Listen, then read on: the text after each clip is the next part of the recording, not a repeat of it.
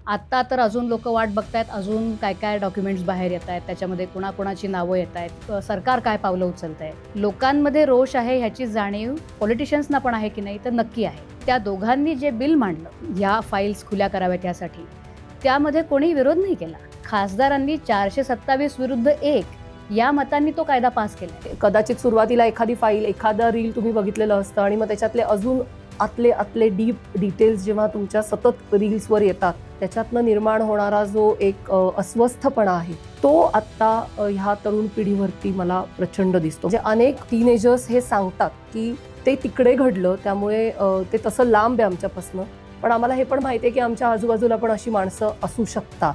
मुलं कशाला जन्माला घालायची? जगात ऑलरेडी 3 युद्ध चालले. मग आम्ही मुलं जन्माला घालून ह्या अशा जगात जिथे पिडोफिलियासारखी सर्कल्स जगभराच्या लेव्हलवरती वर्क होतात, अशा जगात आम्ही मुलं कशाला जन्माला घालली पाहिजे? लोकांच्या जगण्यासमोरचे प्रश्नही वेगळे आहेत ना. हे जे सगळं वर्तुळ आहे किंवा ज्यांची नावं बाहेर येतात, ते अगदी सर्वसामान्य लोकांच्या जगण्याचे विषय नाहीये. की माणसांकडे आदर्श म्हणून बघू नये, कारण आपल्याला एकच चित्र दिसत असतं, जे नरेटिव्ह त्या माणसानी आपल्यापर्यंत पोचवलेलं आहे तेवढंच दिसत असतं. हे मला कायम धोकादायक वाटतं.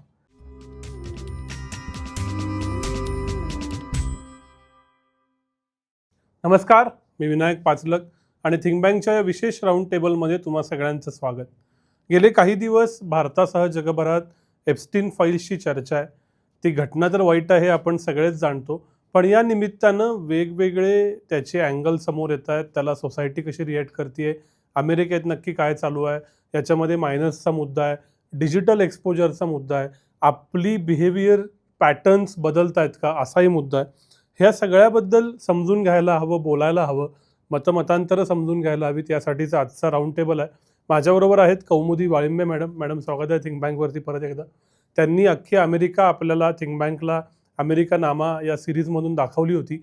गेले 17 वर्ष त्या अमेरिकेत राहत आहेत, लेखिका आहेत, मुक्त पत्रकार आहेत. त्यामुळं अमेरिकेत नक्की काय चालू आहे, आपण जे पाहतो ऐकतो ते फार फिल्टर्ड आहे का काय वेगळं आहे, हे सगळं समजून घ्यायचं आहे. तिथल्या सोसायटीतले इंट्रिकसीज समजून घ्यायच्या आहेत. माझ्याबरोबर पुन्हा एकदा आहेत मुक्ता चैतन्य. Welcome again. मुक्ता लेखिका आहेत, पत्रकार आहेत, सायबरबद्दल काम करतात, डिजिटल किंवा टीनेजर्स बद्दलचं काम आहे. या सगळ्या मुद्द्याबद्दल त्यांचाही स्वतःचा टेक आहे. भारतातले अँगल, डिजिटल मीडियाचा अँगल, कशा पद्धतीनं समाज बदलतोय याचे ऑब्झर्वेशन्स, या सगळ्याविषयी मला मुक्ता मॅडमशी बोलायचं आहे. मी सुरुवात कौमुदी मॅडमपासून करतो. आमच्याकडं असं हे फार फिल्टर होत, काही तथ्य काही कथ्य असं करत येतं, खरं काय खोटं काय ते कळत नाही. या सगळ्या एप्स्टीन फाईल प्रकरणाबद्दल अमेरिकेत नक्की काय चालू आहे, काय घडलं, आम्हाला समजावून सांग. काय घडलं हे खरं तर ज्यांना कुणाला इंटरनेट अवेलेबल आहे, ते फिल्टरशिवाय स्वतःहून तपासून पाहू शकतात. गोळाबेरीज म्हणून जे घडलंय ते सगळ्यांना जवळपास आजपर्यंत अगदी खेड्यापाड्यात सुद्धा माहीत झालंय. ते निषेधार्ह आहे. त्याच्यावरती सरकार काही कारवाई करेल का ह्याच्याकडेच कदाचित लोकांचं लक्ष आहे. अमेरिकेतली रिॲक्शन म्हणून जे आहे, ते आज प्रशासन थोडंसं पाय ओढतंय असं जनभावना सार्वत्रिक दिसते आणि त्याच्याबद्दलचा रोष हा मला वाटतं लोकांमध्ये आहे. आत्ता तर अजून लोकं वाट बघतायत, अजून काय-काय डॉक्युमेंट्स बाहेर येतायत, त्याच्यामध्ये कुणाकुणाची नावं येतायत, त्याच्यावरती सरकार काय पावलं उचलतंय. लोकांमध्ये रोष आहे ह्याची जाणीव पॉलिटिशियन्सना पण आहे की नाही, तर नक्की आहे. म्हणजे जो पक्ष किंवा जे सत्ताधारी ह्या प्रकरणाचा उल्लेख करत त्याच्याविषयी असलेल्या अशा साधारण काहीतरी घडून गेलंय ह्याच्याविषयी असलेल्या अंधुकशा माहितीच्या आधारे लोकांमध्ये जो सुप्त रोष होता, जो खदखदत होता, ज्याचा वापर करून घेतला गेला प्रचारामध्ये आणि स्वतःला मतं मिळवण्यामध्ये, प्रत्यक्ष सत्तेत आल्यावर मात्र त्याच्याविषयी जरा पाऊल मागं घेतायत असं जाणवल्यावर काँग्रेसमध्ये म्हणजे संसदेचं खालचं सभागृह, त्याच्यामध्ये 2 अगदी विरुद्ध पक्षाचे असलेले खासदार एकत्र आले. एक डेमोक्रॅटिक पक्षाचे रो खन्ना आणि रिपब्लिकन पक्षाचे थॉमस मॅसी, आणि त्या दोघांनी जे बिल मांडलं ह्या फाईल्स खुल्या कराव्यात यासाठी, त्यामध्ये कोणी विरोध नाही केला. खासदारांनी 427 विरुद्ध 1 या मतांनी तो कायदा पास केलाय आणि तो केल्यामुळे पुढे प्रशासनावर वजन आलं आणि आज आपल्याला जे काही बाहेर येताना डॉक्युमेंट्स दिसतायत, ही त्यातून आली आहेत. याचाच अर्थ की खासदारांना आपापल्या डिस्ट्रिक्टमध्ये, आपापल्या मतदारसंघामध्ये काय भावना आहे याची जाणीव आहे. ती जाणीव आज खूप मोठं प्रकट रूप आपल्याला बाहेर दिसत नसेल. अजूनपर्यंत कुठलं मोठं पाऊल उचललं गेलेलं नाहीये. काही थोडे राजीनामे आता व्हायला लागलेत कॉर्पोरेट सेक्टरमध्ये तरी. गोल्डमन सॅक्समधलं एक मोठं राजीनामा आत्ताच झाला. तर ही सुरुवातीची इंडिकेशन्स आहेत, की रोष आहे. लोकांना काहीतरी जाणीव आधीपासून होती, फार वर्षांपासून होती. त्याच्याविषयी बोललं जात होतं. कॉन्स्पिरसीज अनंत होत्या. पिझ्झागेट प्रकरण आठवत असेल कदाचित 10 वर्षापूर्वींचं. तर त्याच्यामध्ये सुद्धा अशा प्रकारची एक काहीतरी गोष्ट होतीये आपल्या देशामध्ये आणि ती बरोबर नाही. ही लोकभावना होती. त्याला अगदी ठाशीव स्वरूप हे गेल्या काही वर्षांमधनं तपास यंत्रणांच्या तपासातून आणि नंतर ही कागदपत्रं खुली होण्यामधून आलेली आहे. आत्ता तरी सगळे लोकं त्या अजून काय-काय माहिती मिळतीये आणि कुणाकुणाविरुद्ध काय कारवाई केली जाईल किंवा केली जावी याच्याविषयीच्या चर्चांमध्ये अमेरिकन जनमानस गुंतलंय असंच म्हणावं लागेल. पण तिथला हा सर्वाधिक चर्चेचा विषय आहे का? आहे आणि नाही. कारण सर्वाधिक चर्चेचा विषय शेवटी कसं कुठल्याही देशामध्ये असतो, की आता हा जो विषय आहे काल अनौपचारिक बोलण्यामध्ये सुद्धा मी म्हटलं होतं, "धिस इज सो सॅलिशियस" की एक मानवी प्रवृत्तीसुद्धा असते, की त्याच्याविषयी लोकांना इतर वेळेला खाजगी गप्पांमध्ये असलेलं ह्या प्रकरणाच्या निमित्ताने ते जाहीर बोलता येतात, अशा डिटेल्सविषयी.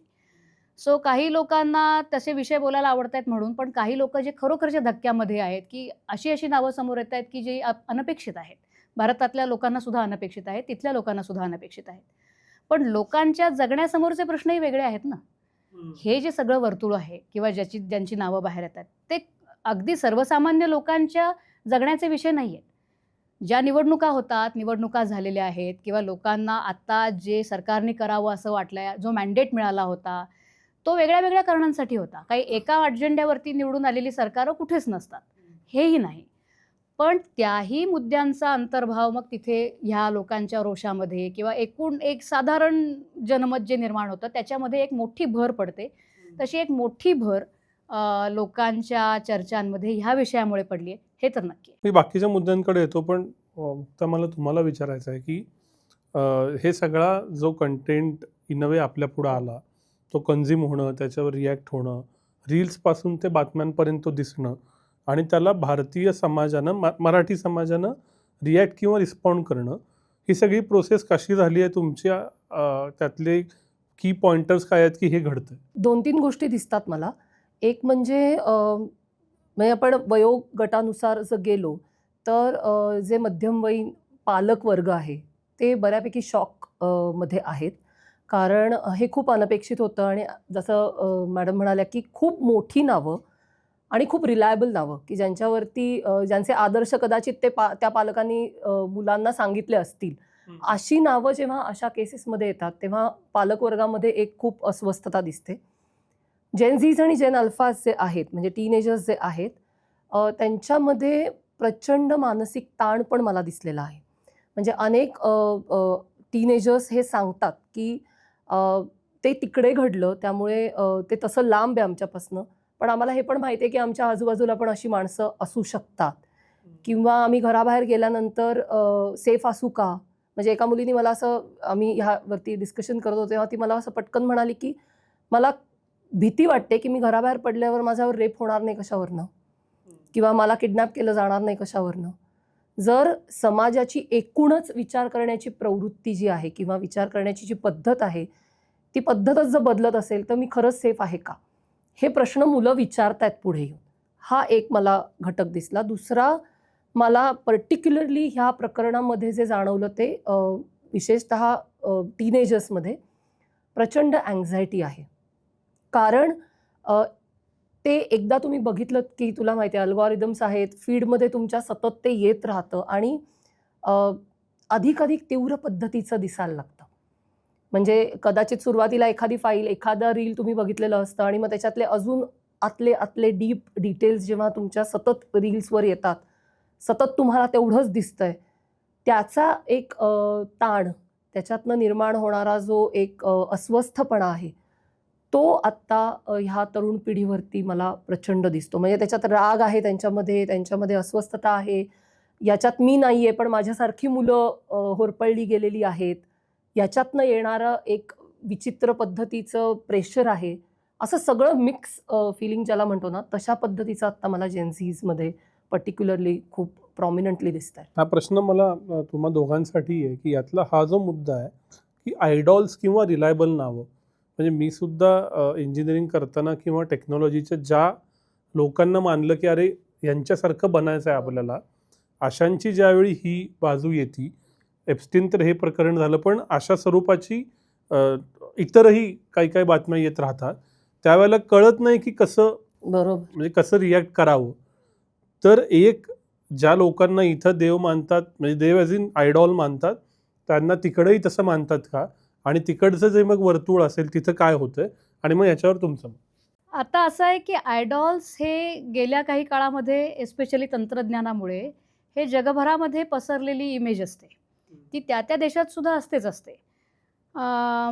ह्या संदर्भामध्ये मला माहिती आहे की तुम्ही मुख्यतः बिल गेट्स नावाबद्दल मनामध्ये विचार करत असाल की ते नाव मध्ये आलेलं आहे. तर अमेरिकेमध्ये जनमानसाबद्दल बोलायचं झालं तर येस, म्हणजे गेल्या 2-4-5 दशकांमध्ये टेक्नॉलॉजी हा सेक्टर सगळ्यात मोठा देशाला पुढे नेणारा सेक्टर म्हणून पाहिला गेलेला आहे. त्याचे जे अध्वर्यू आहेत, त्यांच्याकडून कशा तऱ्हेचं बिहेवियर असावं किंवा नसावं, ह्याच्याबद्दल लोकांच्या तीव्र रिॲक्शन येणार आणि त्याही येत आहेत. पण त्याबरोबर म्हणजे झाला प्रकार निषिद्ध आहे आणि त्याच्याबद्दल लोकांची अपेक्षा आहेच की ह्याच्याबद्दल जी काही ड्यू पावलं असतील ती घेतली जावीत. मला असं म्हणायचं की पण तरीसुद्धा एकूण लैंगिक व्यवहारांबद्दल जर तुम्ही विचार करत असाल किंवा तो प्रश्न तसा जर असेल, तर त्याच्याविषयी भारतातलं उत्तर आणि अमेरिकेतलं उत्तर हे वेगळं पडतं आणि वेगळं पडणार.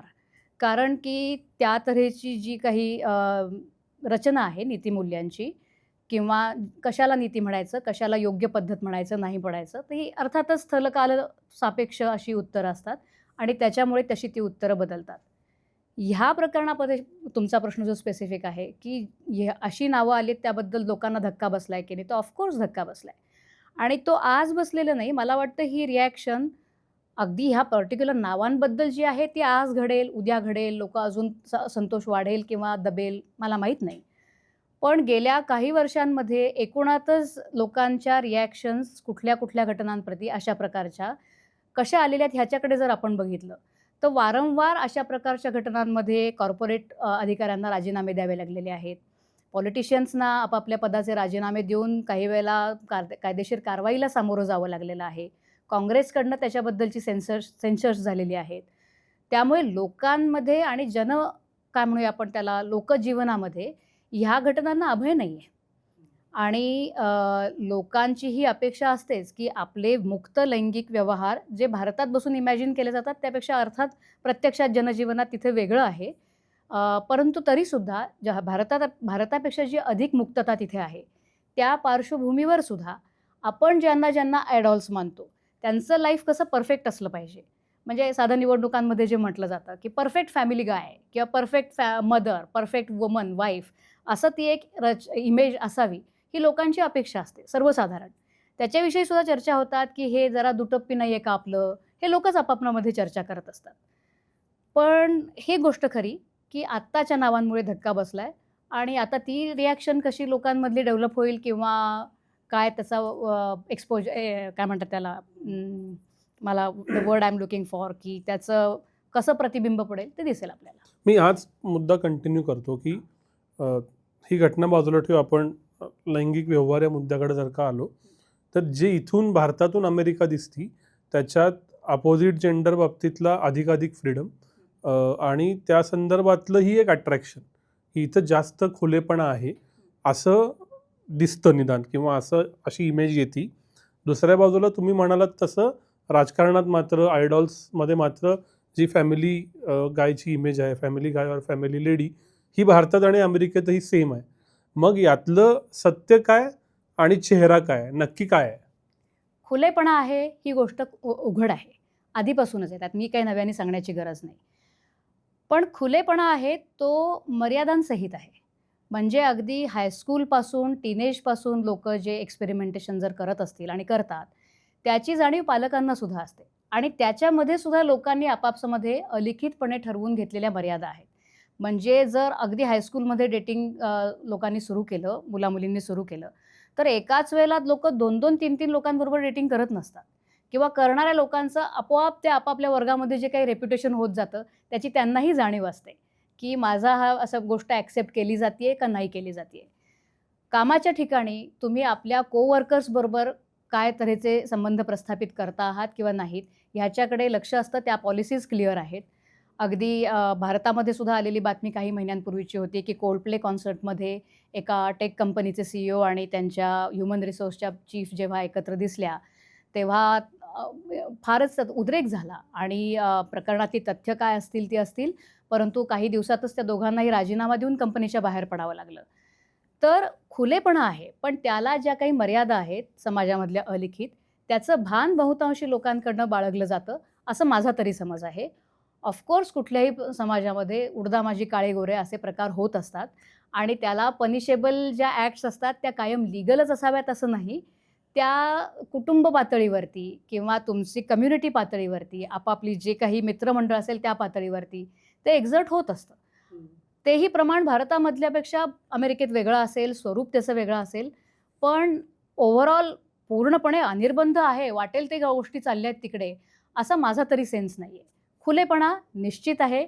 आज भारतामधले जे एवढे आदिवासी भारतीय म्हणावेत असे तिथे जे राहतात, त्यांनीसुद्धा आपली मुलं भारतात वाढवली असती किंवा त्यांच्या आधीच्या जनरेशन्सनी आणि ज्या अगदी 60s-70s पासून ज्या जनरेशन्स तिकडे गेल्या, त्या पालकांना पहिले मिळालेले धक्के जेव्हा मुलं त्यांची हायस्कूलमध्ये गेली तेव्हा, मग त्यांना ते कसं तारांबळ उडाली त्यांची स्वतःची, कारण त्यांनी इथं वाड्यामध्ये दिवस काढले असतील, शहरामध्ये आणि मग त्यामध्ये ते कल्चर, आजी-आजोबांचं ह्याच्याविषयी ते आपल्याकडे सुद्धा हे डॉक्युमेंटेड आहे, पुस्तकांमधनं, लेखांमधनं त्याच्याविषयी कायम लिहिलं गेलेलं आहे. फरक आहे आणि तो त्या त्या संस्कृतीचा गुणधर्म आहे. ती पाश्चात्य संस्कृती, त्यातही अमेरिकन संस्कृती आणि भारतीय संस्कृती ह्यातलाच फरक आहे, एवढं बाकी काही नाही. मला तुम्हाला असं विचारायचं आहे की गेल्या 20 वर्षात अमेरिकन संस्कृतीची गोष्टी भारतात अधिक वेगानं पोचल्या ड्यू टू टेक्नॉलॉजी. हो. नेटफ्लिक्स आलं, वेब सिरीज आल्या, सिटकॉम्स आल्या, फेसबुक आलं, तिकडच्या थेट ओळखी झाल्या आणि मग तिथलं जे काही बरं वाईट आहे ते अधिक थेट इथं यायला लागलं. या सगळ्यामुळं ओव्हरऑलच आपण या आता केसपासून बाहेर आलो. ओव्हरऑलच भारतातली जी आत्ताची पिढी असेल किंवा जुनी पिढी, कुठलीही पिढी, यांची लैंगिक संबंधांबद्दलच्या जाणीवा, अपेक्षा बदलत गेल्या का आणि याला टेक आणि अमेरिकन इन्फ्लुएन्स कितपत कामाला आला? लैंगिकतेबद्दलचे प्रयोग तर मला असं वाटतं भारतामध्ये खूप आधीपासनं होता आहेत. म्हणजे ते काही नव्याने घडतायत अशातला भाग नाही. पण डेफिनेटली टेक्नॉलॉजीमुळे आणि त्यातही मला असं वाटतं यूट्यूबमुळे. कारण यूट्यूब मुलांच्या आयुष्यात खूप लवकर येतं. म्हणजे सगळ्यात पहिलं कुठलं प्लॅटफॉर्म येत असेल तर तो यूट्यूब येतो आणि यूट्यूबवरनं मुलं बऱ्याच गोष्टी एक्सप्लोर करायला सुरुवात करतात. मग ते फॅमिली स्ट्रक्चर्स असतील किंवा आता तू अनेक असे यूट्यूब चॅनल्स आहेत टीनेजर्सचे की ज्याच्यामध्ये डेटिंग आणि अमेरिकन चॅनल्स डेटिंग किंवा डेटिंगच्या टिप्स ह्या सगळ्याचे चॅनल्स असतात. सो ही मुलं जरी 15-16 वर्षाच्या मुलांसाठीचे ते चॅनल्स असले तरी ते चॅनल्स 8 आणि 9 आणि 10 वर्षाची मुलं हमखास बघत असतात. सो मला असं वाटतं की एकतर स्वतःच्या जाणीवा तयार होण्याच्या वयामध्ये जेव्हा तुम्हाला अशा पद्धतीचं प्रचंड एक्सपोजर मिळतं की ज्याच्यामध्ये तुम्ही हे बघू शकता की वेगवेगळ्या पद्धतीचे प्रयोग लोक करता आहेत, वेगवेगळ्या पद्धतीचे लैंगिकतेचे काय म्हणू आपण त्याला परमिटेशन कॉम्बिनेशन्स बघायला मिळत आहेत. अशा वेळेला आपली जी मूल्य असतात, आपली जी नैतिकता असते किंवा नैतिक आणि हे शब्द फार खरं तर जड आहेत. मी असं म्हणेन की आपल्या घरात जे आपण बघितलेलं असतं त्या चौकटींच्या बाहेरच्या गोष्टी एक्सपोज व्हायला सुरुवात होते आणि मग मला असं वाटतं कुठेतरी हा प्रश्न तयार व्हायला मनात सुरुवात होते की हे 1+1=2 हे मला माहिती आहे, पण मला हे पण दिसतंय की वेगवेगळ्या पद्धतीने लोक जगता आहेत. एक छोटं उदाहरण देते तुला. काही इंग्लिशमधल्या सिरीज आहेत, वेब सिरीज आहेत, त्याच्यामध्ये खूप इंटरेस्टिंग रिलेशनशिपची कॉम्बिनेशन्स आहेत.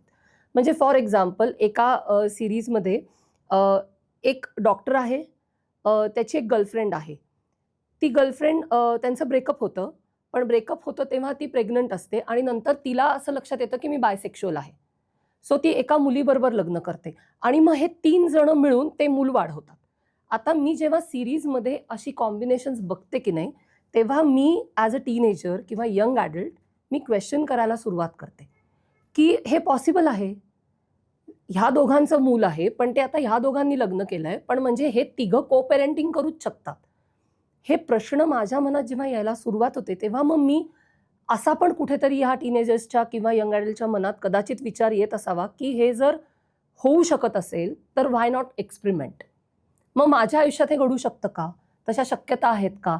तर आत्ताच्या काळात त्या शक्यता उपलब्ध झालेल्या आहेत. हे पण एक कारण आहे. म्हणजे जे बदलते डायनामिक्स दिसतात ना, त्याच्यामध्ये हे पण एक खूप महत्त्वाचा घटक आहे की आता ह्या एक्सपेरिमेंटसाठीचा जो कॅनव्हस लागतो, सामाजिक आणि कौटुंबिक, तो कॅनव्हससुद्धा मिळतोय. तुम्ही घराबाहेर असता शिक्षणासाठी, तुम्ही नोकरीसाठी घराबाहेर असता, तुम्ही कुठेतरी फ्लॅट घेऊन राहत असता किंवा 4 मित्र-मैत्रिणी एकत्र राहत असतात. त्या अर्थाने कुटुंबाची जी कडक बंधनं मागच्या पिढ्यांमध्ये होती की तुम्हाला काही स्कोपच नाहीये, तसं आता उरलेलं नाहीये. त्यामुळे एकीकडे मला ती थोडीशी मोकळीक मिळते, दुसरीकडे मला हे सगळं दिसतंय की अशा पद्धतीची कॉम्बिनेशन्स असू शकतात. लोकं वेगळ्या पद्धतीने जगता आहेत किंवा एक्सपेरिमेंट करता आहेत. आणि तिसरा मला जो सगळ्यात महत्त्वाचा याच्यातल्या कॉम्प्लेक्सिटीमधला घटक वाटतो, जे मी मगाशी बोलताना म्हणलं की माणूस हा मुळातच एकाच जोडीदाराबरोबर कायम राहण्यासाठी तयार झालेला स्पीशीज नाही. तो कायमच वेगळ्या पद्धतीने एक्सप्लोर करणारा स्पीशीज आहे. आणि हे अनेक काळापासनं आणि वेगवेगळ्या लोकांनी मांडलेलं आहे. त्यामुळे जेव्हा तुमचं इनर काय काय कॉलिंग म्हण किंवा नैसर्गिक तुमच्या ज्या प्रेरणा आहेत त्या म्हण, त्या आणि तुम्ही जे ॲक्सेप्ट केलेलं आहे सामाजिक रचना म्हणून, याच्यामध्ये कॉन्फ्लिक्ट तयार होतो आणि त्याला संधी उपलब्ध होते. त्या चौकटीत मला असं वाटतं की हे प्रयोग खूप सुलभ होतात आणि म्हणून हे डायनामिक्स आत्ता बदलताना दिसतात. पण ह्याच्याच पुढचा जोडून येणारा मुद्दा मग असा येतो की हे ज्या गतीनं बदलत आहेत त्यातलं चांगलं वाईट कदाचित ती व्यक्ती ठरवेल, पण यानं समाज म्हणून काय बदल होत आहेत, त्यातनं कॉन्फ्लिक्ट वाढत आहेत का, त्यातनं काय शांती अशांती वाढते का, आणि कुठल्या दिशेला जात? कॉन्फ्लिक्ट डेफिनेटली वाढत आहेत.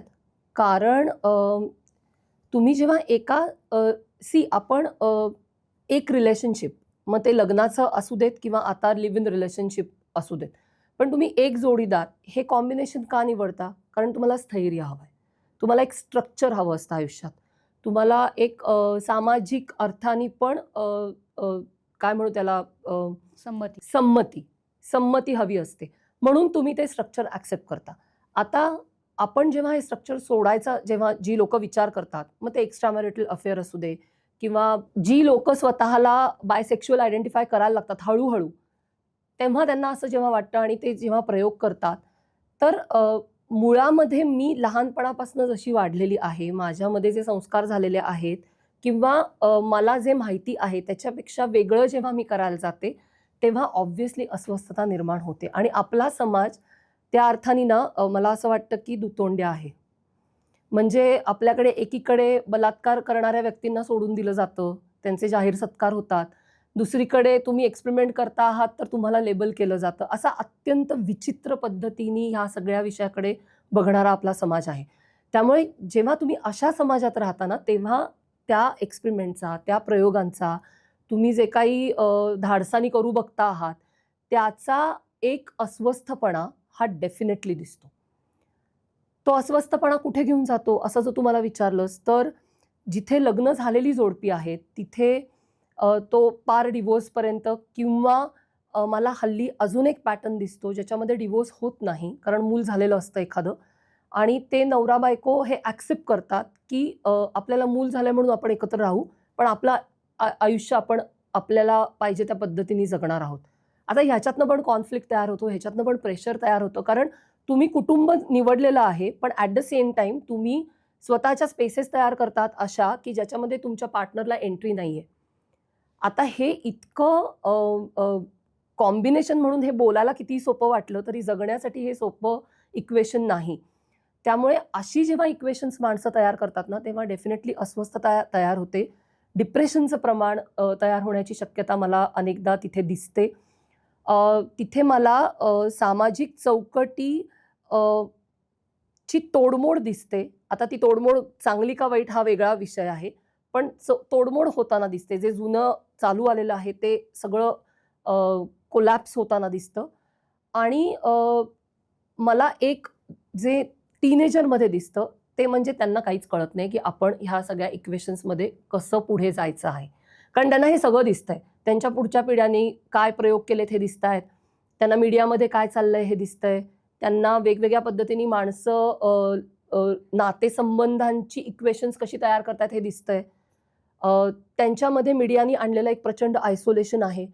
त्याच्यामुळे आता जी पिढी विशीत जाते त्या पिढीला ॲब्सोल्युटली माहिती नाही आहे असं मला कधी कधी वाटतं. Maybe I am wrong, पण कधी कधी असं वाटतं की त्यांना ॲब्सोल्युटली समजत नाही आहे की मला माझं नातं मग ते कुठल्याही पद्धतीचं असू दे, म्हणजे तुम्ही स्ट्रेट असा नाहीतर गे असा किंवा बायसेक्शुअल असा, लेस्बियन असा, कोणी असा, माझं नातं कसं असलं पाहिजे, त्याचा बेस कसा असला पाहिजे, कुठल्या मूल्यांवरती मी माझं नातं तयार केलं पाहिजे, याच्याविषयीचं प्रचंड कन्फ्युजन ह्या सगळ्यातनं मला ह्या तरुण मुलामुलींमध्ये दिसतं. म्हणजे तुम्हाला एक वेगळाच प्रश्न विचारायचा आहे कौमुदी मॅडम, की 17-18 वर्ष तुम्ही तिकडं आहात, इथनं आम्ही त्या सोसायटीकडे बघत राहतो, तुम्ही तिकडनं भारतीय सोसायटी कशी बघता, ती बदललेली दिसली का गेल्या 17-18 वर्षात? का हे असं बदल राहतं आणि मूळ तेच आहे बाबा? तुमचे ऑब्झर्वेशन्स काय? फार अवघड प्रश्न आहे. कारण की मी तिकडे राहून इथे येणार म्हणजे ऑब्व्हियसली सगळ्या लोकांना जे माहीत असतं की आम्ही कमी काळासाठी येतो. प्लस फॉर्च्युनेटली ऑर अनफॉर्च्युनेटली माझा सोशल मीडियाशी प्रत्यक्ष इंटरॅक्शन फार कमी आहे. त्यामुळे मी भारताकडे येते आणि भारताकडे बघते ते इदर ट्रेडिशनल मीडियामधनं मला जो भारत दिसतो, ज्याच्यामध्ये आधीपासून सेट झालेली जी न्यूजपेपर्स असतील किंवा टेलिव्हिजन चॅनल्स असतील ते, आणि शिवाय मी इथं आल्यावरती माझा जितक्या लोकांशी प्रत्यक्ष संपर्क होऊ शकतो तेवढ्यातून हे माझं जे काही आकलन निर्माण होणार ते होणार. जनरल माझ्यासारख्या तिथे वावरणाऱ्या लोकांना जसा भारत दिसतो आणि मला तिथल्याही मित्रमंडळींकडनं जे कळतं ते, की त्या लोकांना आता हे लक्षात येतं की कदाचित भारतीय म्हणून आमची आयडेंटिटी फ्रोझन आहे, स्वतःची सेल्फ आयडेंटिटी. हेही काही नवीन मुद्दा नाही आहे, पण ह्याची जाणीव तिथे राहणाऱ्या प्रत्येक भारतीयाला जाणवतं की आपण ज्या तऱ्हेने आपापल्या गोष्टींकडे पाहतो, भारतीय म्हणून असणाऱ्या गोष्टींकडे, ते आम्ही इथून जाण्यापूर्वी जे आमच्या घडण जी झाली असेल भारतीय व्यक्ती म्हणून, मराठी व्यक्ती म्हणून ज्या तऱ्हेची आहे, आणि आजचा इथे प्रत्यक्षात वावरणारा मराठी असेल, भारतीय असेल, तो मनुष्य, याच्यामध्ये वेगळं म्हणजे अंतर आहे. मी पटकन महदंतर म्हणणार होते, पण ते महदंतर आहे का नाही हे मला माहीत नाही, so I should not use that word. पण फरक आहे हे तर नक्की खरं. आणि ज्या तऱ्हेने लोक आपापल्या सोहळ्यांकडे, रोजच्या आयुष्याकडे, नातेसंबंध जपण्याकडे, हे आम्ही इथून आम्ही म्हणजे आम्ही म्हणताना एक कलेक्टिव्ह समाज म्हणून हा शब्द वापरते, तर ज्या तऱ्हेने आमचं आकलन होतं त्यापेक्षा आता लोकांचं वेगळं आहे. हे जे रिपीटेड इंटरॅक्शन्स होतात त्यातून त्याची जाणीव होते. आणि त्याच्याबद्दल अनिवासी भारतीय परत आपापल्या घरट्यात परतले अमेरिकेत, की ते एकमेकांशी बोलतात की अरे यावेळेला गेलो ते लग्न कसं बघा 5 दिवस चाललं होतं, आपल्याकडे फार 1.5 दिवस, 1 दिवस भरपूर झालं. आता लोक एकमेकांशी गावात असून सुद्धा महिनोन्महिने भेटलेले नसतात, किंवा शाळा कॉलेजांचे चॉईसेस किती बदलले आहेत, शिक्षणक्रम कसं बदललं, लोकांचं एकमेकांशी वागणं मुलांचं कसं बदललं आहे, पालकांशी बदललं आहे, याच्याविषयी चर्चा होते. ते थोडेसे रिव्हर्स कल्चरल शॉक हे थोडेसे तिकडच्या समुदायाला मिळत असतात. मला स्वतःला व्यक्ती म्हणून असं वाटतं की फरक होणं अपरिहार्य आहे. कारण माझा स्वतःचा बघण्याचा एक जो अप्रोच आहे, जो आत्ता अमेरिकेत उद्भवलेल्या परिस्थितीबद्दल सुद्धा आहे, बाय द वे, आपण तो विषयावरती अजून बोललो नाही आहेत, की अर्थकारण हा एक मोठा घटक आहे. आणि तो आपण ज्याही आत्ता सगळी चर्चा करतोय त्याच्यातनं काही एक्सक्लुडेड असं एक्सक्लुझिव्ह ग्रुप नाही येतो. तर ज्या तऱ्हेने आर्थिक चक्र फिरतात, ज्या तऱ्हेने ते समाजातल्या बाकीच्या गोष्टी बदलण्याचं बळ त्या चक्रांमध्ये असतं, त्यातून हे बदल काही प्रमाणात अपरिहार्य असतात. जी माझ्या आजी आजोबांची पिढी होती त्याच्यापेक्षा माझ्या आईवडिलांची पिढी बदललेली होती, आणि त्याला ती वेगळी आर्थिक चाकं होती. म्हणून आपल्या एका 20-25 वर्षांच्या पिढीमध्ये तर अजून ते फार वेगाने बदललंय. ते फार वेगाने बदललंय, त्यामुळे ते वेगाने बदल येऊन आदळलेले आहेत आणि त्याच्यामुळे त्याची चर्चा करताना सुद्धा मती गुंग व्हावी अशी परिस्थिती उद्भवते. सो अर्थकारणाचा रेटा आणि किंवा त्याचा एक मोठा फ्लो हा ह्या देशामध्ये सुद्धा आहे, जो बाहेरून बसून कधी-कधी प्रत्यक्षात जमिनीवरती कसा होतोय हे इमॅजिनेशनमध्ये येऊ शकणार नाही. जेवढे फक्त ग्लिम्सेस दिसतात त्याच्यावरनं अर्थ लावले जातील.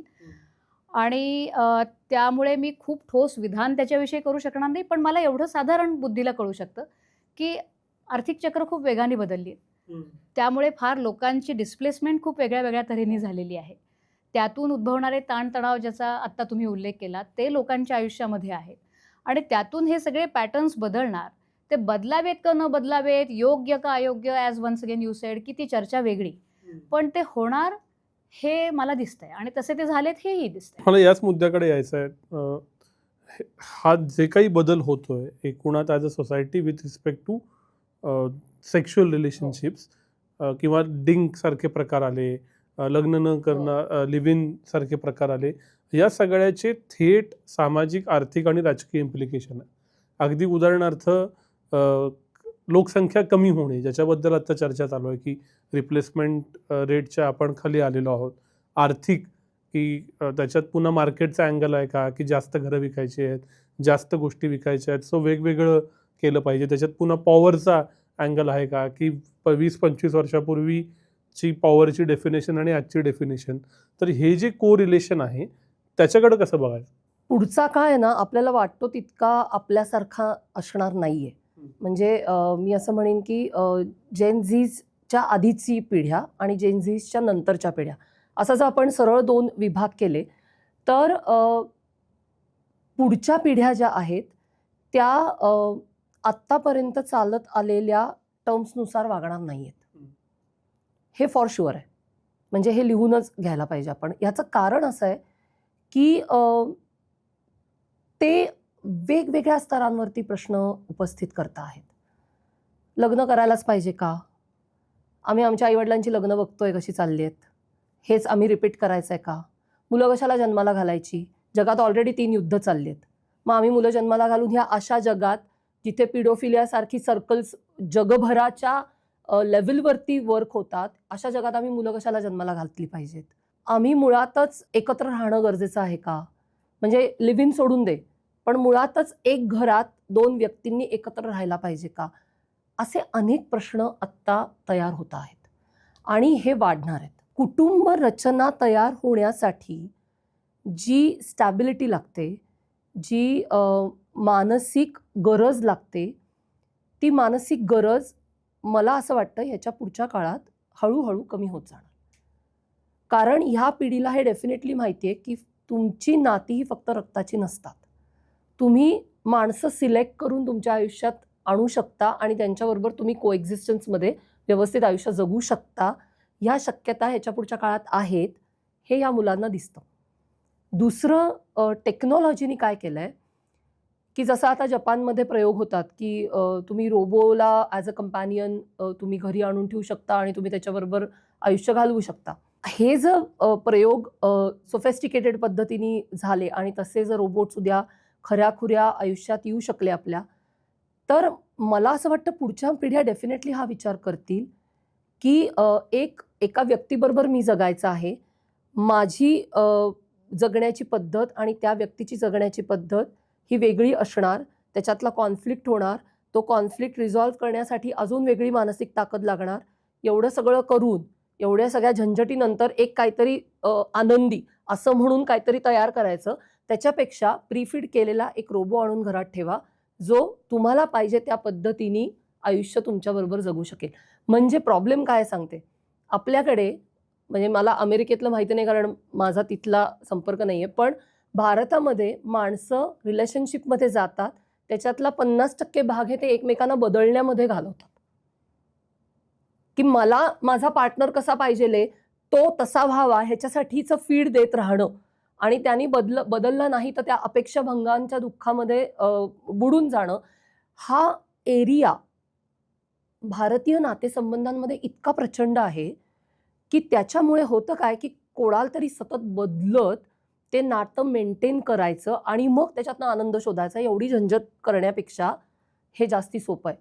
असे अनेक बदल ह्याच्या पुढच्या काळात होणार आहेत आणि मग तिथे ऑब्व्हियसली प्रजनन दर हा विषय आला, तिथे ऑब्व्हियसली खर्च हा विषय आला, तिथे ऑब्व्हियसली पुढची पिढी कशा पद्धतीने तयार होणार हा विषय आला, तिथे ऑब्व्हियसली हा विषय आला की जर पुढची पिढी, म्हणजे जे आत्ता जगातले अनेक देश ज्या समस्येला सामोरे जात आहेत की पुढची पिढीच नाहीये किंवा ती अगदीच तुरळक प्रमाणात आहे.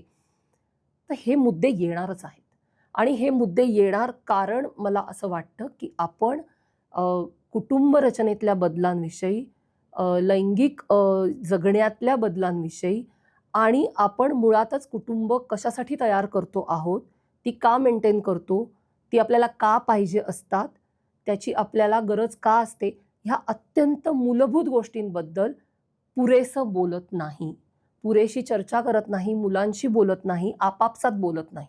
त्यामुळे ही जी बेसिक माणूस म्हणून म्हणजे एकीकडे आपण असं म्हणतो की माणूस हा सामाजिक प्राणी आहे, पण मला जी आताची पिढी दिसते ना, तर मला कधी-कधी ह्या स्टेटमेंटलाच क्वेश्चन करावंसं वाटतं की खरंच आपण सामाजिक प्राणी आहोत का? कारण जी मुलं आत्ता ज्या पद्धतीने गोष्टींकडे बघताना दिसतात, तिथे मला असं वाटतं की हा प्रश्न म्हणजे हे स्टेटमेंट सुद्धा उद्या क्वेश्चन होऊ शकेल. इतके बदल ह्याच्या पुढच्या काळात होणार आहेत आणि तू म्हणतोस तसं ते सगळ्या स्तरांवर होणार आहेत. आणि जितक्या लवकर आपण त्या बदलांना सामोरं जाण्यासाठी समाज म्हणून, कुटुंब म्हणून, व्यवस्था म्हणून डोळे उघडे ठेवून तयारी करू, तितकं आपलं दरीतनं खाली कोसळणं त्या मानाने सोपं होईल. नाहीतर आपण ज्या पद्धतीने दरीतनं खाली कोसळणार आहोत, ते फारसं चांगलं असणार नाही. म्हणजे एकीकडे तुला असं म्हणजे आपल्याकडचा एक्स्ट्रीम, कारण आपल्याकडे लोकसंख्या इतकी प्रचंड आहे की ते एक्स्ट्रीम दिसणार. एकीकडे असं दिसतं की जसं तुम्ही म्हणालात 5 दिवसाचं लग्न आहे, करोडोचा खर्च आहे, हजारो गेस्ट्स आहेत आणि हे सगळं आहे आणि पुढच्या 2 वर्षात 3 वर्षात तो डिवोर्स पण आहे. हे इतकं कॉन्ट्राडिक्टरी आणि इतकं एकीकडे वेगवेगळ्या स्तरांवरती चालू आहे. म्हणजे त्याला एक सोल्युशन किंवा एक चित्र असं दाखवता येईल का? मला वाटत नाही. कारण आपली लोकसंख्या, आपलं आर्थिक विविध गट समाजातले, भौगोलिक परिस्थिती, वेगवेगळ्या समाजांची, ह्या सगळ्याचा एक त्याला काय म्हणशील कुंपण म्हण किंवा त्याला एक स्ट्रक्चर त्याच्यामुळे आहे. सो एकीकडे तुला प्रचंड पैसा खर्च करणारी कपल्स आणि लग्न व्यवस्था पण दिसेल आणि दुसरीकडे तुला हे पण दिसेल की तरुण होऊ घातलेली जी पिढी आहे ती हे म्हणताना की आम्हाला लग्नच करायचं नाही, आम्हाला मुलंच नको आणि आम्हाला पार्टनरच नको, आम्ही एकटे बरे आहोत. हे दोन्ही तुला आपल्याच एका समाजात दिसणार आहेत कारण तो विविध स्तरीय आहे. मुक्ताने यांचे आता जे मुद्दे मांडले ह्या विषयाबद्दल बोलावं असं एक्सपर्टीज माझ्याकडे अजिबात नाही. व्यक्ती म्हणून मला सहज गंमत आठवली म्हणून सांगितले फक्त आता की you mention the robotic partners in Japan. ते सुद्धा आता मागच्या जमान्यामधलं असं झालं असं म्हणावं अशा आपण टप्प्यावरती आलोय देशामध्ये. म्हणजे अमेरिकेमधल्या त्या देशामध्ये आता काही वेळेला मीडियामध्ये सहज गंमत म्हणून बातम्या येतात की लोकांची AI एजंट पार्टनर्स आणि extra marital affair with AI partner आणि मग त्याला स्पाऊस जे आहे ते कशा तऱ्हेने रिॲक्ट करतायत. काही ठिकाणी तो नॉन ॲक्सेप्टन्स आहे, काही ठिकाणी लोक म्हणतात की ते काय AI एजंट बरोबरच चाललंय ना त्यांचं अफेअर, चालू दे मग घरात शांती राहील. सो तो हा एक जरा एक साईड मुद्दा फक्त अमेरिकेत आणि नाही. मग त्याला ते प्रीफीड नाही करावं लागणार आहे. एक्झॅक्टली हे लक्षात घेतलं पाहिजे कारण की ते दर मोमेंटला डेव्हलप होत जाणार आहे. मग ते जे 50% खर्च वेळ वगैरे जो आहे तो 50% लागणार नाहीये. फक्त ते व्हर्च्युअल का रिअल हा फरक रिअल राहील आणि त्यातून once again which is not my expertise, पण व्यक्ती म्हणून मला जाणवणारी जी गोष्ट आहे की आपण सामाजिक प्राणी आहोत की नाही, आपल्याला मनुष्य म्हणून मनुष्याला आत्ता तरी मला स्वतःला तिथे आणि इथेही जे जाणवतं ते अशी गोष्ट आहे की नाही आपण आयसोलेशनमध्ये समाधानी राहू शकत आहे. आपण जे मानसिक रोगांचं, मानसिक आजारांच्या प्रमाणाबद्दल दखल घेतो कुठल्याही जगभरामध्ये, ते ताण कशातून निर्माण होत आहेत? ते टेक्नॉलॉजीच्या वापरातनं निर्माण होत आहेत का टेक्नॉलॉजीच्या अतिरिक्त आणि अतिरेकी वापरातनं येणाऱ्या आयसोलेशनमधनं निर्माण होत आहेत? ही एक्सपर्ट्सनी करावी अशी चर्चा आहे. That is not my field. व्यक्ती म्हणून मला असं जाणवतं की आपल्याला हा समस्या म्हणून समोर उभी राहते की आपण सामाजिक प्राणी म्हणून कसं जगावं. सामाजिक प्राणीच आहोत की नाही हे प्रत्येक मनुष्याला आज जे हाडीमाशी जन्माला आलेलं आहे त्यांना हे एका टप्प्यावरती तरी कळेल असं माझी आशा आणि अपेक्षा. एक ऍड करते, तुम्ही जे सांगितलं ना तो प्रकार फक्त अमेरिकेत नाही आहे.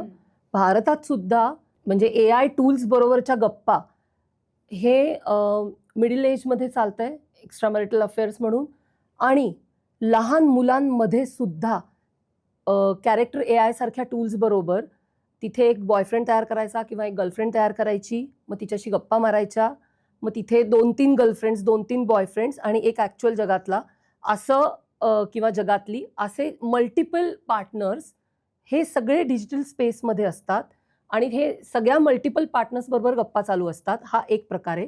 दुसरा प्रकार म्हणजे जो मला टीनेजरपासनं साधारण 50शी पर्यंतच्या स्त्री पुरुषांमध्ये दिसतो, तो म्हणजे व्हर्च्युअल जगातली इंटिमेट नाती. की तिथे रोबोटची किंवा AI एजंटशी नातं नसतं, खऱ्या माणसांशीच असतं, पण सगळं व्हर्च्युअल चालू असतं. एव्हरीथिंग तुमचं चॅटिंग ऑब्व्हियसली व्हर्च्युअल, तुमचं सगळं गप्पा, राग, भांडणं, तुमचे रुसवे, फुगवे सगळं इथपासून सायबर सेक्सपर्यंत सगळं व्हर्च्युअली चालू असतं आणि तुम्ही मॅरिड असता किंवा नसता किंवा रिअल लाईफमध्ये तुमचा एखादा कोणीतरी पार्टनर पण असतो. हे पण मी आत्ता बघते आहे आणि हे टीनेजरपासनं 50शी पर्यंतच्या लोकांपर्यंत सहजपणे बघायला मिळतं. त्यामुळे आता ह्याच्याकडे चांगलं वाईट बघायचं का नाही मी नाही आत्ता बोलू शकत त्याच्याविषयी, पण ही कॉम्प्लेक्सिटी ऑलरेडी तिथे आहे आणि ती वाढत जाईल असं माझं अगदी स्पष्ट मत आहे. मला इथे तुम्हाला तुमचा अनुभव तिथल्या सोसायटीचा म्हणून विचारायचा आहे. आम्ही असं शिकलो की अमेरिकन समाज जास्त व्यक्ती केंद्रित आहे, इंडिव्हिज्युअल फर्स्ट आहे आणि भारतीय समाज हा सोसायटी केंद्रित, कुटुंब केंद्रित आहे.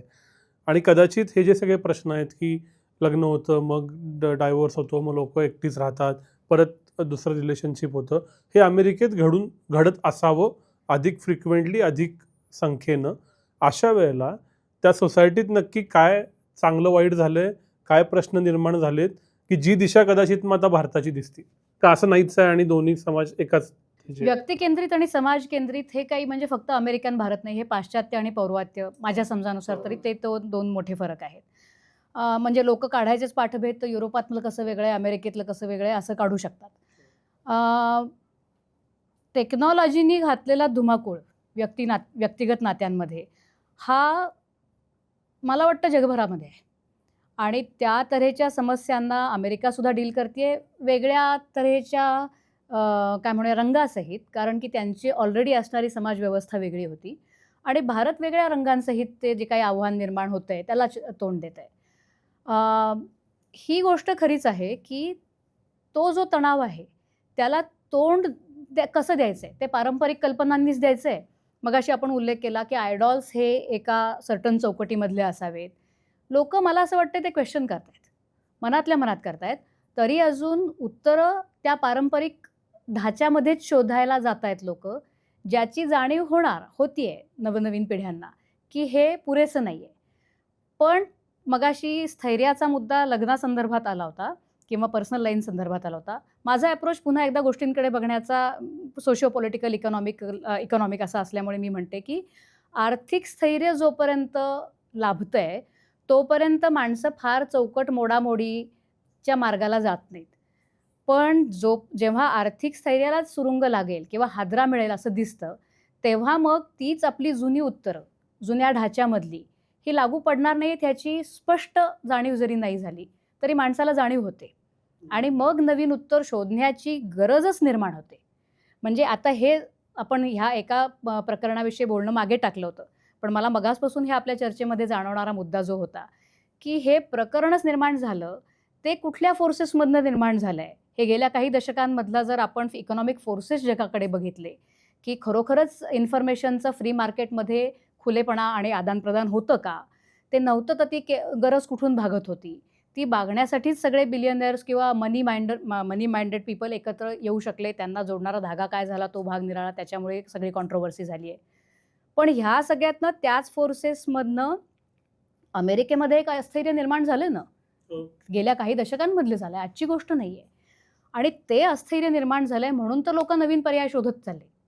म्हणजे गेल्या 10 वर्षापूर्वी प्रश्न किंवा मला जनरली माझा जो विषय असतो त्याच्यामध्ये प्रश्न जो विचारला जातो की अशी निवडणूक झालीच कशी, अशी निवड झालीच कशी, तर ती काय लोकांच्या आश्चर्यबंध आलेली आहे की लोक आर डेस्परेट, म्हणजे people are desperate for some solution. ते सोल्युशन कुठून येईल हे माहिती नाही आहे, जुन्या ढाच्यांमधनं मिळत नाही आहे हे लोकांना जाणवत आहे, स्पष्टपणे समोर येत आहे. मग काहीतरी वेगळंच करून बघूया, मॅव्हरिक कोणतरी असेल आणि ते कदाचित वर्क होईल, नाही झालं तर लोक तेही मोडतील आणि पुढच्या मार्गाला लागतील. लोकांना स्थैर्य हवं असतं. म्हणजे त्या अर्थाने सामाजिक ॲनिमल आपण कदाचित अजूनही असू आहोत, की वेगळा फार बेफाट वाटणारा असा जरी निर्णय घेतला आणि प्रयोग करून बघितला, तरीसुद्धा ह्यातून लोकं शोधायला काय बघतायत, की माझ्या आयुष्यामध्ये सुखशांती येऊ दे. मग माझे पर्सनल आयाम आज बदलतायत. मग ते मी पुढच्या काळामध्ये कसं काय ते मला एक्सप्लोर करत गेलं पाहिजे, ही रिस्पॉन्सिबिलिटी डोक्यावर येऊन पडली आहे. तरीसुद्धा a semblance of stability is what people are seeking. आणि त्यातून व्यक्तिगत आयुष्यामधले असतील, आर्थिक क्षेत्रामधले असतील, पॉलिटिकल क्षेत्रामधले असतील, जुनी उत्तरं जर लागू पडत नसतील, तर लोक नवीन उत्तरं शोधत राहतात. तेच घडताना दिसतंय. मी हे अजून थोडं एक्सटेंड करतो, केसचा परत उल्लेख झाला म्हणून, की everything is related to power असं म्हणतात, की इकॉनॉमिक पॉवर, पॉलिटिकल पॉवर आणि sex is also one representative of power. आता हे जे इथं घडलं, मला कायम हा प्रश्न पडत आला, की मी ऐकलेलं की बिल क्लिंटन, मोनिका लेविन्स्की, मग त्याचा त्यांना पॉवर गेममध्ये फटका बसला. आज इथं ट्रम्प उजवे आहेत, ते तर म्हणजे आता अजून आहेत 3 वर्ष, निवडून आलेत दुसऱ्यांदा. तर आपल्या धारणा आणि पॉवर पॉलिटिक्स याचं काय कोरिलेशन झालंय मला समजलेलं नाही, आणि ते समजून घ्यायचं. उजव्या डाव्याचे डेफिनिशन्स आपण ज्या रूढार्थाने बाळगतोय ना, त्या खरं म्हणजे तशा नाही राहिलेल्या, असं माझं मत आहे. आय मे बी रॉंग, पण ते तसं नाही राहिलेलं. ट्रम्प निवडून आले तेव्हा सुद्धा योगायोगाने एका चर्चेमध्ये बोलताना मी असं म्हटलं होतं, की त्यांना असं उजव्याकडचे लोक आणि डावीकडच्या माणसाला त्यांनी हरवलं, या नजरेतनं पाहणं मला तेवढं बरोबर वाटत नाही आहे. तेव्हाचं माझं आकलन असं होतं, की लोकांमध्ये असंतोष होता. ते असंतोषाचं वारं आपल्या शिरात हवं तसं भरून घेत घेत हे तारू त्यांनी व्हाईट हाऊसपर्यंत पोहोचवलं आहे. त्यांना स्वतःला त्यांच्या काही धारणा ज्या उघड आहेत, 80-90च्या दशकापासून आहेत, त्या एक्स्ट्रीम आहेत, त्या काही काय म्हणतात त्याला, कट्टर भावनांच्या जवळ जाणाऱ्या आहेत. पण व्यक्तिगतरित्या त्या मनुष्याला अमुक तऱ्हेची एक विचारधारा म्हणून काहीतरी मान्य आहे आणि त्याच्याशी जवळीक साधण्याचा त्यांचा प्रयत्न आहे. I don't see that way. मला तरी तसं आजपर्यंत जाणवलेलं नाही आहे. ही बाजू मतं देण्यासाठी, मतं मिळवण्यासाठी बरी आहे, म्हणून इकडचा पक्षविस्तार झालेला आहे. परंतु त्या वोट्सचं जर ॲनालिसिस केलं 16 सालच्या सुद्धा आणि नंतरच्या 24 सालच्या सुद्धा, तर काय दिसतं, की एक असा वोटर आहे, की जो ना इकडचा आहे ना तिकडचा आहे, किंवा across the party lines voting असं जसं म्हटलं जातं, तेही झालेलं आहे.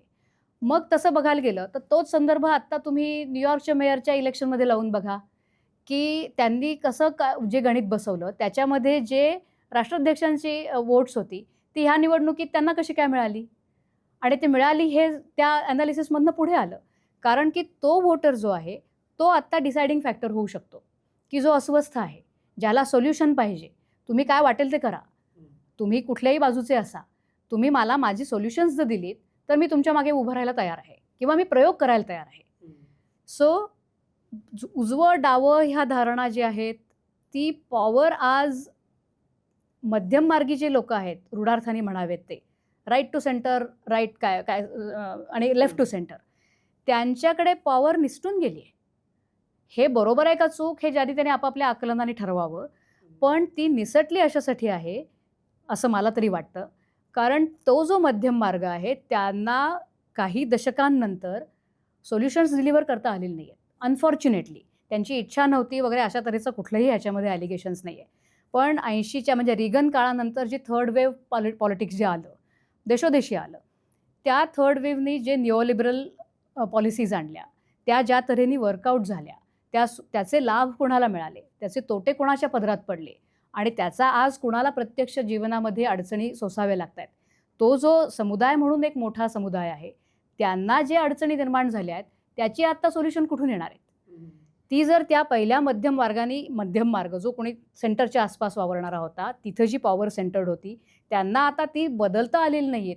त्यांचे ढाचे, विचाराचे सुद्धा आणि सोल्युशन्सचे सुद्धा, ते ढाचे जर बदलता आले नाहीत, तर लोक म्हणतात मग आम्ही तुम्हाला पॉवर देऊ का? कशासाठी देऊ? त्यापेक्षा आम्ही भलताच प्रयोग करून बघतो. एकदा ह्या बाजूला चेंडू फेकून बघतो, एकदा ह्या चेंडू, कुठंतरी लागेल, काहीतरी झालं तर बरं होईल. उत्तर आहे की नाही कोणाकडे, आय डोंट नो. मी दुसरा याच्यातला अँगल असा विचारतो, की जितकी पॉवर मिळती तितकं असे नातेसंबंधातले प्रयोग करायचा फ्रीडम किंवा त्याच्यातून ज्या काही घटना घडतील त्या दाबायची ताकद अधिक वाढते असं समाजाला वाटतं का? उदाहरणार्थ राजकीय नेत्यांबद्दल असे आरोप होतात, सेलिब्रिटीजबद्दलही गृहीत धरलं जातं की ह्यांच्याकडे सम फॉर्म ऑफ पॉवर आहे, मनी, फेम, पॉलिटिकल पॉवर, आणि देन त्याचा परिणाम म्हणून वेगवेगळ्या सेक्शुअल संबंधांचे आणि नातेसंबंधांचे फ्रीडम ते एक्सप्लोर करतायत. आणि मग हेच खाली येतं की आपण आता ऑफिसमध्ये उच्चपदस्थ पोहोचलोय, कॉर्पोरेटमध्ये, तर वी हॅव दॅट फ्रीडम. असं झालंय का? हो, असं वाटतं हे तर खरंच आहे. कारण तसं दिसतं. तुम्हाला समाजामध्ये वावरताना, बातम्यांमध्ये सगळीकडेच दिसतं, की तुम्ही काही एक्सपेरिमेंट करताय किंवा काही वेगळ्या अर्थाने एक्स्ट्रा मॅरिटल अफेअर असेल किंवा मल्टिपल पार्टनर्स असतील, जे काही असेल ते, आणि त्याच्यात सुद्धा क्राईम असेल समजा काही घडलेला, तर तुम्ही इझिली त्याच्यातनं बाहेर जाऊ शकता. म्हणजे पर्टिक्युलरली भारतात तर अशा हजारोनी केसेस आपण बघतो, की जिथे पॉलिटिशियन्स असतील, सेलिब्रिटीज असतील किंवा पॉवर पोझिशनमधली लोकं असतील, ती खूप इझिली ह्याच्यातनं बाहेर येतात. सो ऑब्व्हियसली कॉमन माणसाला हे वाटतंच, की ह्यांच्याकडे पैसा आहे, ह्यांच्याकडे पॉवर आहे, ह्यांची कनेक्शन्स आहेत. त्याच्यामुळे काहीही यांनी केलं तरी ते खपतं. त्याच्यातनं ते बाहेर येऊ शकतात. किंवा दुसरं एक नरेटिव्ह असं पण असतं, की त्यांच्या सोसायटीमध्ये हे सगळं चालतं किंवा त्यांची सोसायटी म्हणजे काय, तर तो एक जो एलिट ग्रुप असतो, त्या सगळ्या समुदायामध्ये तिथे हे सगळं चालतं आणि तिथे हे सगळं नॉर्मल आहे. हे सर्वसामान्य लोकांना अगदीच वाटतं. ह्याच्यात काही दुमत नाही. आता गडबड मला असं वाटतं कुठे होते किंवा होऊ शकते, की जेव्हा हे जे दिसतंय मला, की तुम्ही कसेही वागलात तरी ते ॲक्सेप्टेबल असतं किंवा तुम्ही इझिली त्याच्यातनं बाहेर पडू शकता.